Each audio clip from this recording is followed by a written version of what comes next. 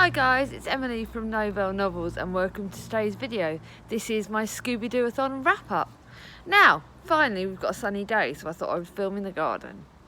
Now, I've also decided that I'm going to start doing 2 wrap-ups a month because I'm reading so many books. And otherwise I don't think I'm really talking about the books that I've read enough and really raving about them, because some of them have really deserved being raved about. But this is a wrap-up for the Scooby-Dooathon. My first ever readathon that I've co-hosted. The first ever readathon that I won all my treats, that I completed in time. I read a different book for every prompt and I read 2 extras. So that's not bad, is it?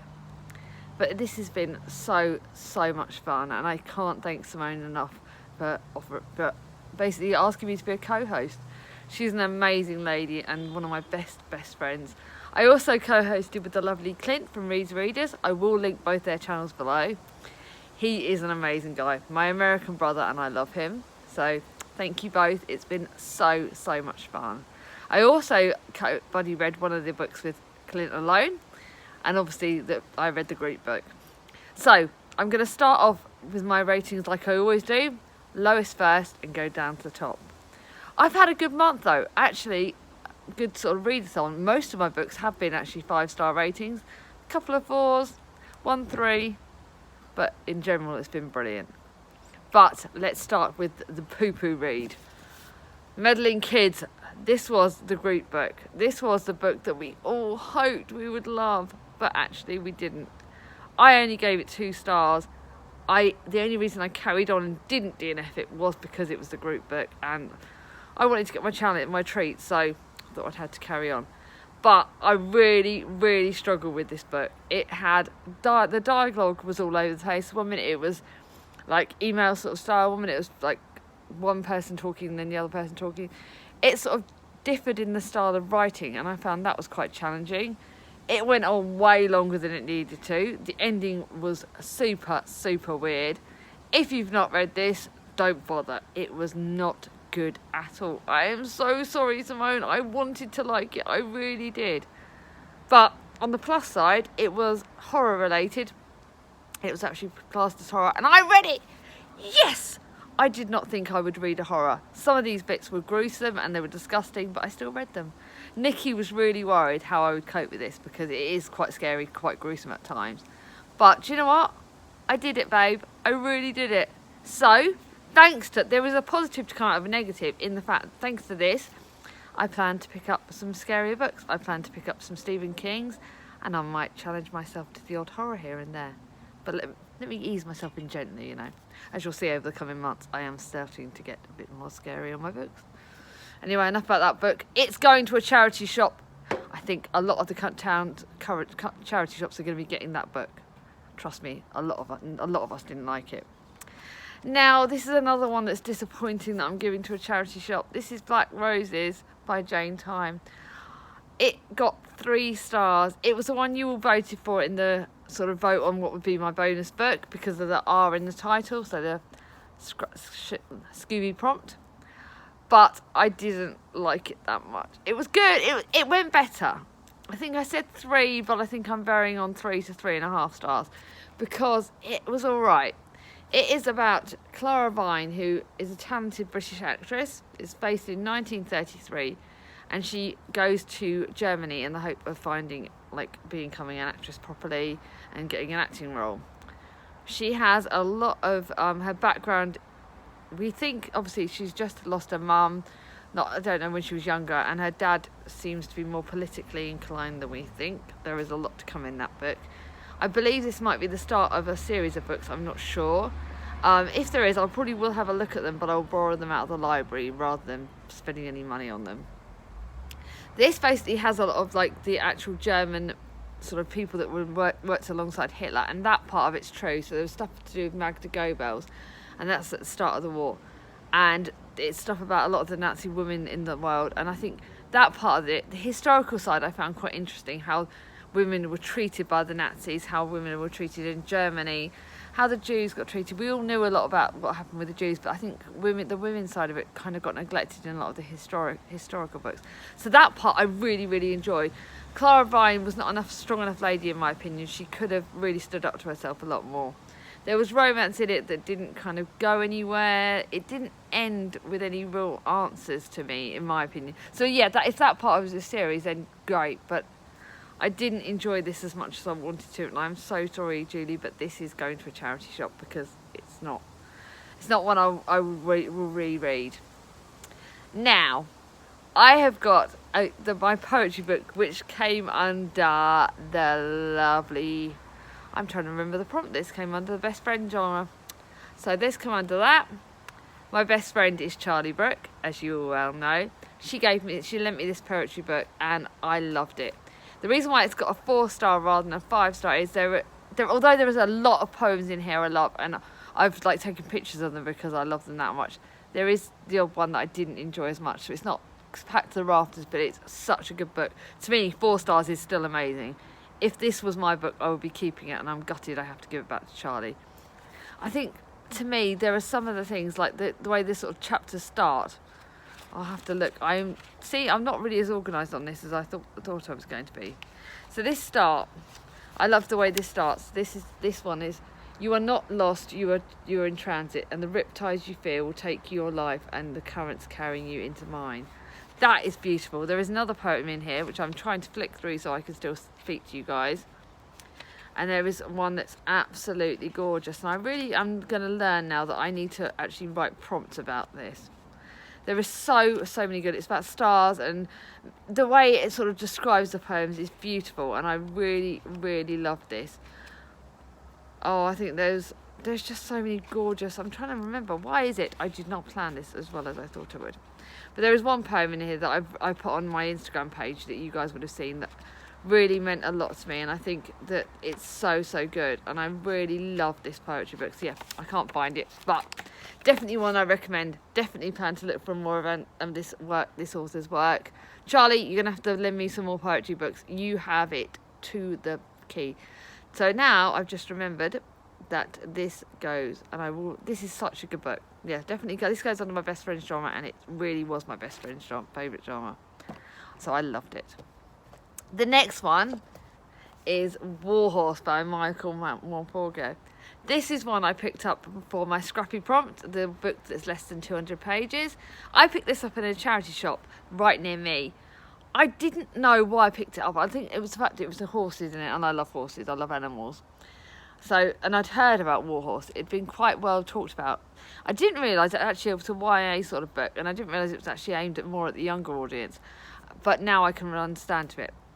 It is actually, there are certain bits in this that are quite sort of upsetting, because obviously you're talking about the World War and the horses that went over to the other countries and how the horses were in the battle.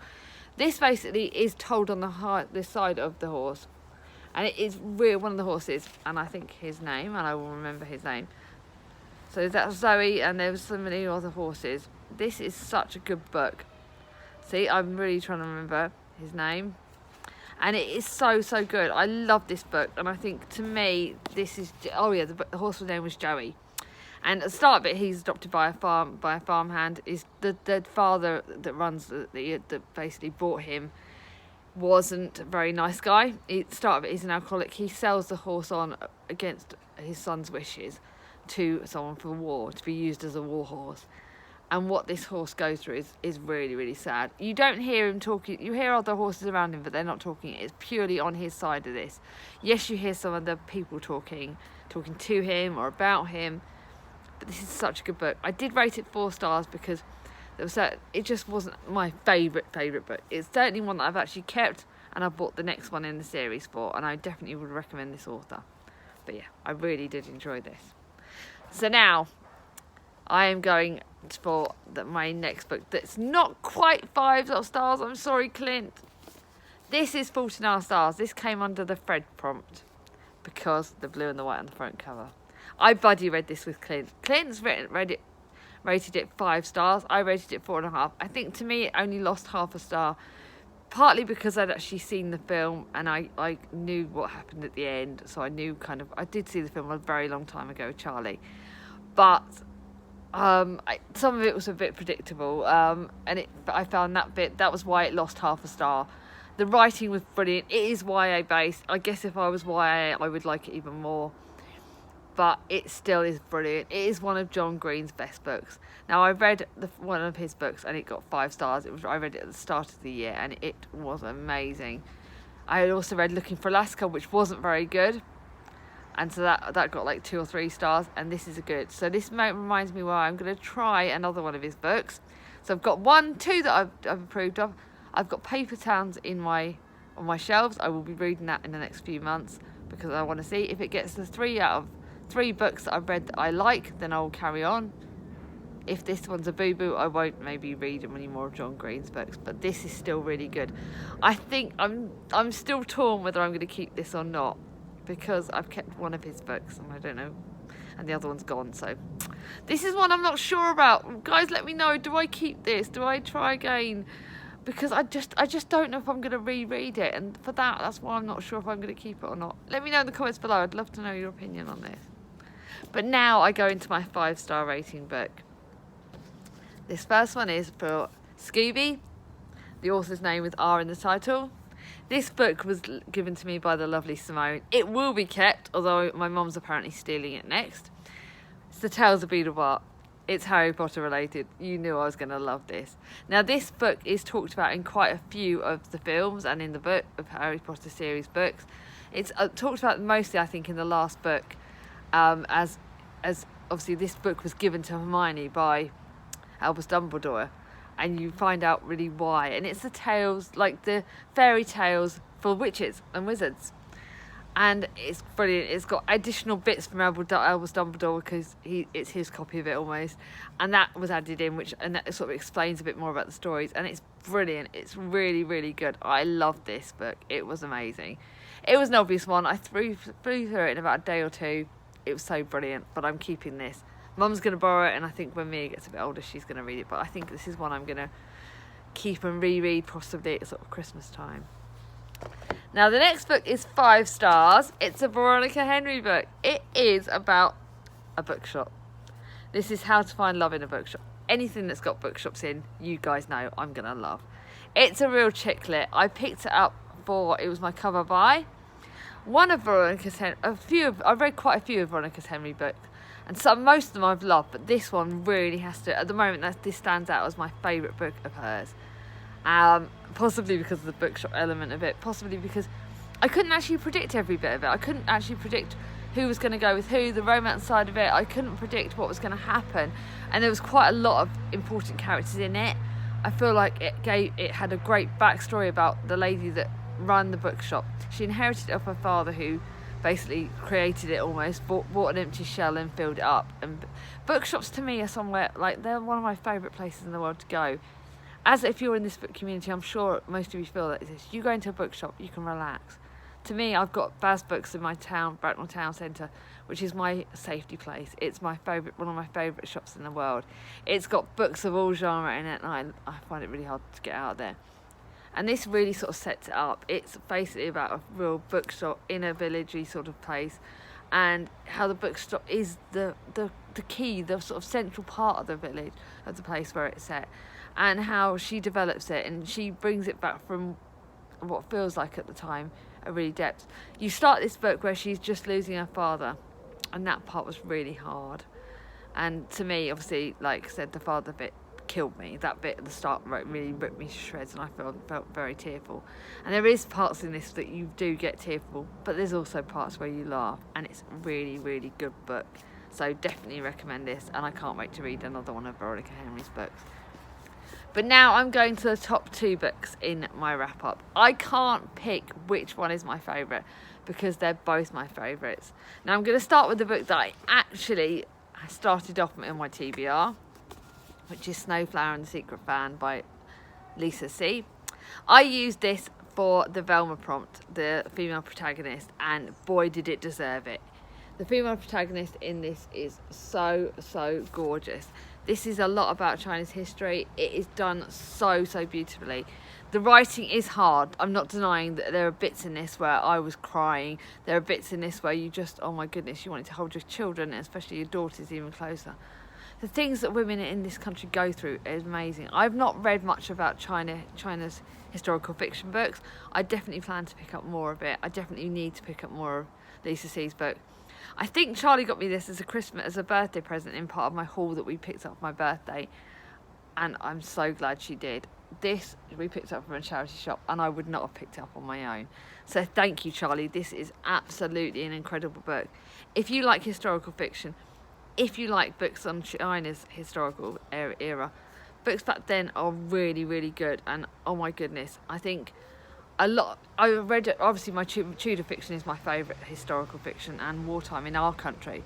But part of this thing that I've learned in this readathon is there is a lot of other areas of historical fiction you can go to, geographical or age-related, sort of the era that you're going in. And this certainly challenged me, and this was very, very different, but very, very good. The writing is absolutely beautiful, and it is one that I'm keeping because I think it's so special. So thank you, Charlie, for encouraging me to pick it up. Thank you, Simone, for encouraging me to use this in the readathon, because when I was showing her my books, she said, oh, that one looked good. So thank you. I love it. But yeah. Now this extra book, it kind of fits in the readathon because it fits in the Fred bit of that. So The Girl with Who Speaks Bear. It's got blue and white on the front cover. It's got a female protagonist. I'm tempted to go as the bear, as Yanka as a female protagonist in some ways, because she does kind of fit into that. This tells stories from another country. It's got tales in it. It's a middle grade book. It is Sophie Anderson's second book, and it has sort of bits where it talks about the house with chicken eggs, where it talks about a house with chicken eggs. I don't think it's actually the house with chicken eggs that's in the first book, but the way it relates back to that I think is really good. Yanka was found abandoned in a bear cave, and it tells about her story, about her finding herself and sort of going away from things happening. It has lots of sort of tales in it, sort of tales and little stories that interlink with it, and I think those sort of tales are lessons that we could all learn, so that part was beautiful. It was an extra book. I don't kind of know. I think it fits in this readathon, so yeah. Charlie used it in hers, so I'm going to use it as well. But it is one of my favourite books of the year. Sophie Anderson's a great writer, and I love this. This is so getting kept. It's such a special book, and Chris actually kind of bought it for me. I bought it off my own, so thank you, Chris. Another treat that I love, and it is so, so beautiful. Definitely recommend this. It's one of my favourite books of the month, and it will probably go in my favourites column. But guys, how did you do with the readathon? I loved watching you all on Twitter, Instagram. On the live show, so many people joined in, which was absolutely incredible. I was petrified beyond belief. It's funny, I can talk to you all on here, and because I can like press pause or do things with it, I don't feel as shy. Yes, I don't edit, so you are getting the raw me. But when it was the live show, I literally felt petrified. But you guys welcomed me in with open arms like you have done in the community. So thank you all. And I'm so glad you all joined us on this Scooby-Dooathon. It was the best. Watch out, guys. We might be doing part 2 next year. We're also going to be doing another readathon, I think sort of like February, March time. I think we said we'd do it. And obviously we're looking forward to you. Give us some ideas. What do you want us to do in our next readathon? Let us know some ideas. At the moment, I think Toy Story was kind of Toy Story, Charlie pointed out. And maybe that's one that me and Clint really liked. So we're not sure how we're going to go on that. But anyway, I've rambled quite a lot on this wrap up, and I hope you've enjoyed it. Let me know, what was your favourite book you read in this readathon? And take care, guys. If you like this video, give it a thumbs up. If you're new to my channel and haven't subscribed yet, ring on my ding-a-ling. And I'll see you all soon. Bye bye.